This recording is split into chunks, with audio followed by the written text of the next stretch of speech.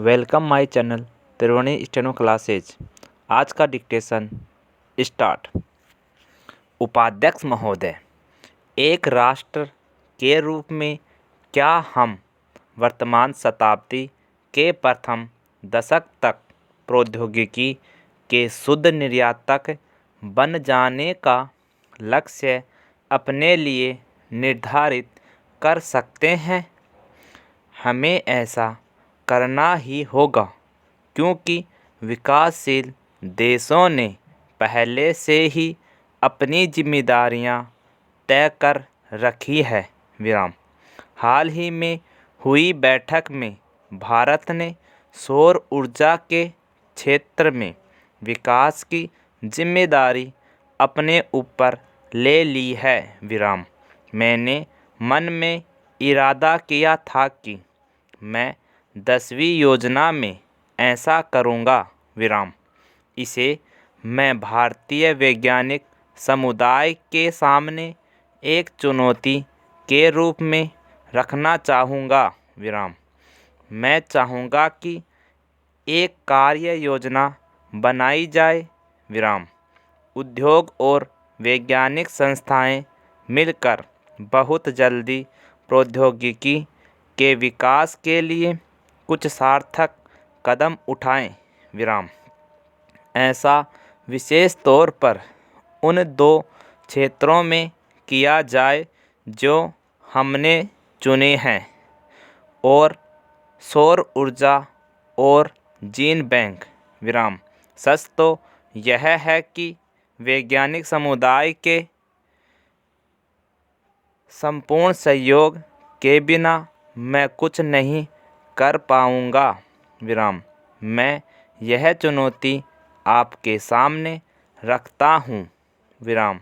भारी संख्या में उत्पादक रोजगार उपलब्ध कराने के संदर्भ में हमें इस बात का ध्यान रखना होगा कि अधिकांश लोग गांवों में ही रहेंगे और खेती पर निर्भर करेंगे। नए प्रौद्योगिकी अनुसंधान में इस बात के लिए कोशिश करनी होगी कि इन लोगों की उत्पादकता में सुधार किया जाए। फसलों के उत्पादन में संबंधित अनुसंधान और विकास में निवेश के सिलसिले में अभी बहुत कुछ किया जाना है। दालें, तिलहन, धान और गन्ना स्पष्टतः ऐसे क्षेत्र हैं जिनमें और सघन शोध की आवश्यकता है।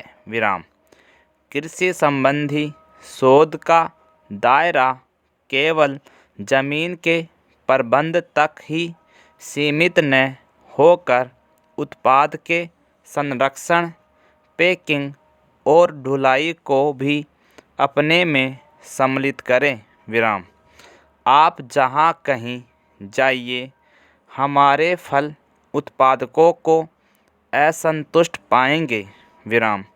उनका कहना है कि उन्हें अपने उत्पाद की उचित कीमत नहीं मिलती।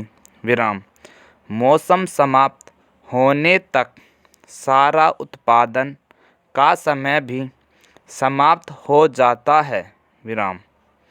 उन्हें सबसे कम कीमतें मिलती हैं और वे गरीब बने रहते हैं, जबकि दूसरी ओर फल उत्पादन की लागत बढ़ती जा रही है।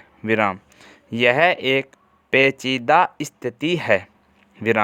हमने थोड़ा कुछ किया, उस थोड़े कुछ के साथ और कुछ जो करना था सो नहीं किया। हमारे देश का किसान यह लड़ाई लगातार लड़ रहा है, और इसमें हमें उसकी लगातार सहायता करनी है। एक बड़ी कठिनाई यह है कि आधुनिक प्रौद्योगिकी और प्रोसेसिंग तकनीकी का रुझान ग्रामीण इलाकों के उत्पादन की ओर है। विराम एंड कंप्लीट।